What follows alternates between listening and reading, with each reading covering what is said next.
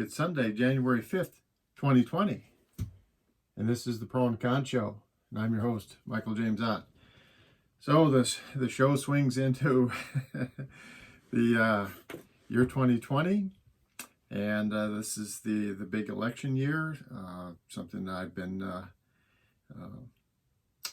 working around or working toward, wanting to support in a much better way, trying to be a better citizen, trying to be more informed. And so I often go through a bunch of stuff here and, look at the different information streams and talk about, how this bias from the different sources can be ferreted out, if you will. If you can tell what's going on and which sources are biased in which kinds of ways by just comparing them head to head. And also encouraging everybody just to be focused on the who, the what, the where, and the when. But in today's show, I entitled Faith, I want to talk about just that thing, faith. And not faith is, so you might hear that word and think, well, now he's going to talk about God and faith in God. And no, that's not what I'm going to talk about today. What I'm going to talk about is faith in a leader or leadership, and especially blind faith. So on Netflix, it's on Netflix, there's the British put together yet another little documentary on World War II, and I think they have 9 episodes, and it's like somebody decided was the 9 biggest events in World War II, and they went back and did a lot more detail into those events, so that was quite interesting. And they had the old black and white films colorized, so they're you can watch these events in color, the film that they were able to pull out of the archives from various sources, and all that's well and good. What I wanted to talk about was one of the episodes is about, there's 2 actually episodes. There's one episode that talks about the concentration camps in Germany, and then there's another episode that talks about Hiroshima, depending on how you want to say that. I guess it's Hiroshima is actually the more correct pronunciation. Anyway, in both of these shows, it talks about, you can really see the importance of not having blind faith in leadership. So in the case of Germany, most of us are very, very much aware of the atrocities that occurred in these camps.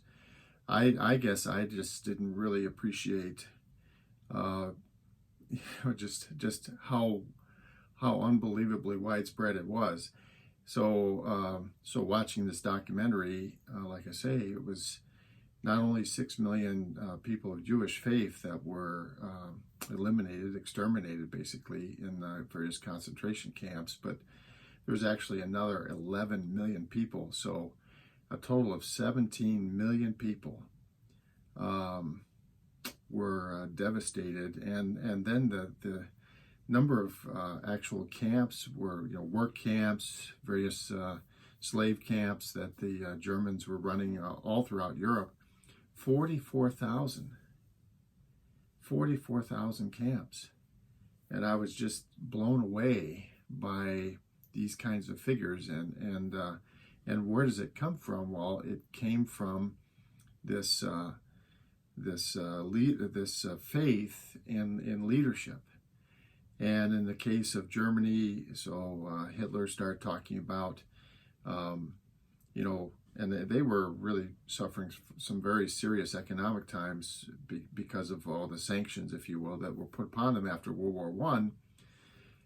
And now and of course there was the worldwide depression that occurred in the 20s. And so you have all this kind of together, and then Hitler comes in and says, well, I'm going to make all this better, and then he starts, and it's a very it's a very dangerous thing. So he starts pointing at ethnic groups, and especially the Jews, and saying that this is why we have these problems that we have.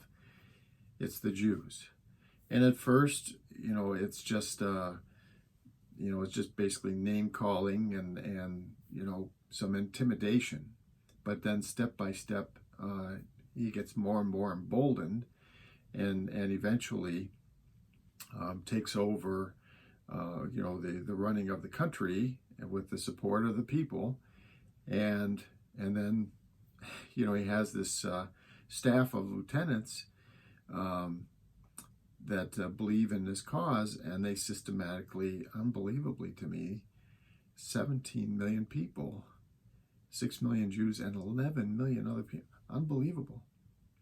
Well, also in World War II, you have the emperor in Japan, and back in the 30s, for some reason, they basically the government in Japan started propagating this I don't know, propaganda, I guess. I don't know the right way to say it. But they started telling the people that the emperor was a deity. He was a god. And that they kept, pushing this concept. And so by the time World War II rolls around, if the emperor is moving about the city of Tokyo, everyone is diverting their eyes from looking at the emperor and so on. And they, even though, by the time before Hiroshima and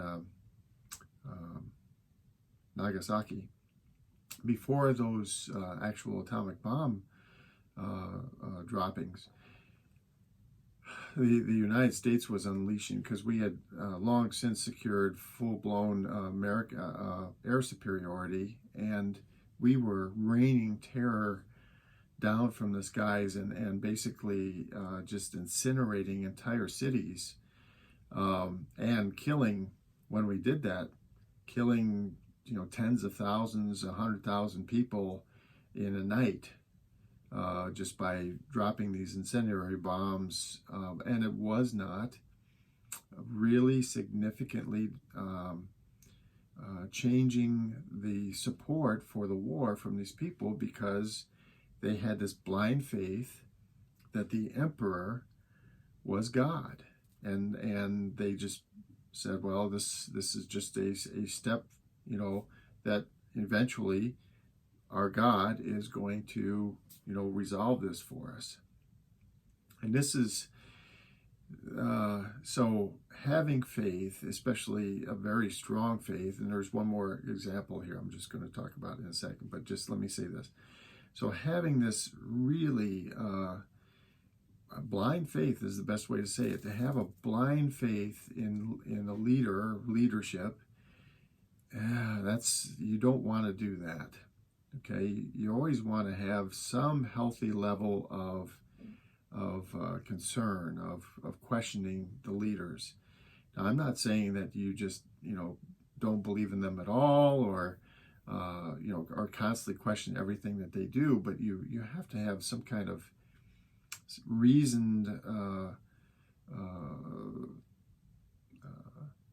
desire. So it's like trust but verify is the term that kind of pops to my head. Trust but verify.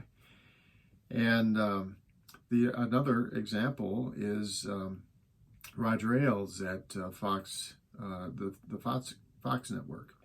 So he now, we know, has been sexually abusing various people in the organization, and also by virtue of him being a leader in this organization and the people that he surrounded him with, there were many other people that were also abusing women sexually.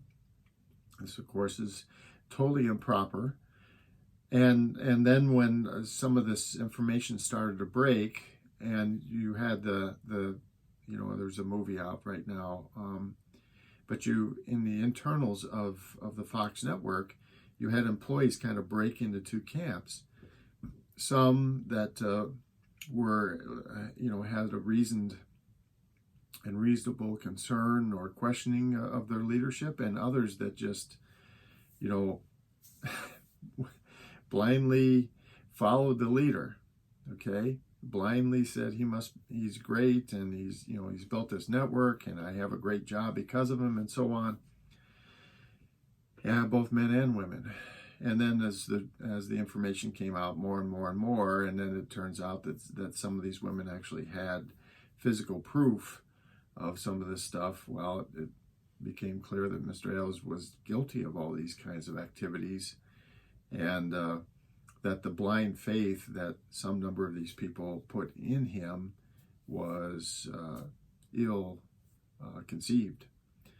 And so that all comes down to then the last thing that we have, which is the President of the United States right now, Mr. Trump. I talked to various people, and some people are very concerned about him, and others just are somewhat concerned or maybe questioning his ability to lead and his capabilities. And then there are some people that just blindly follow. And so I want to just say, so this thing with the Ukraine, for example, and there was a very interesting thing. I saw this short outtake where a fellow had gone to the streets, and there was Mr. Trump was having a political rally.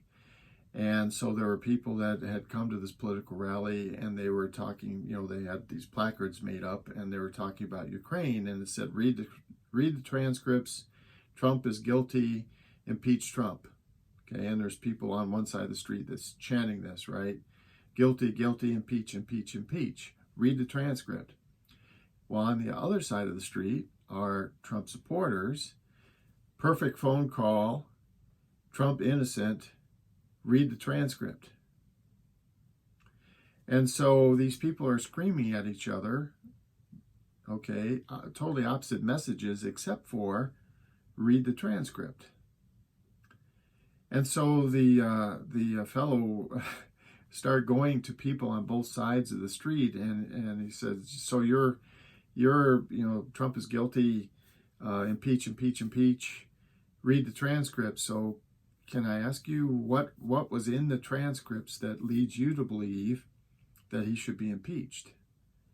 And he found many people on that side of the street had not read the transcripts, yet they were screaming, read the transcripts.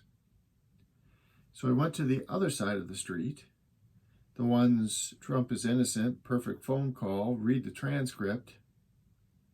And he asked them, well, when you read the transcript, what in it that causes you to say that you think he's not, or he's innocent and has done nothing wrong? And you say, read the transcript. And he found several people who had not read the transcript. Now, folks,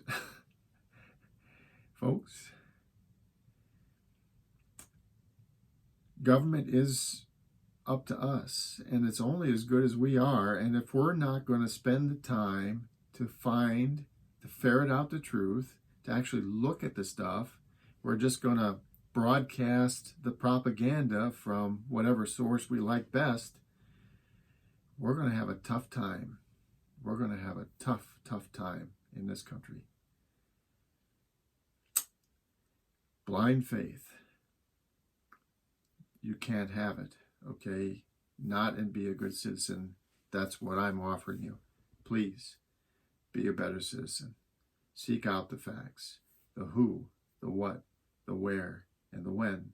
And if you want to know that about these transcripts, there's plenty of places online where you can read them verbatim. Read it at least before you start screaming, read the transcripts. Whichever side of this thing you're on, come on. You can do better. All right, so for Sunday, January 5th, 2020, I'm Michael James Ott. This is the Pro and Con Show. Until the next show, bye for now.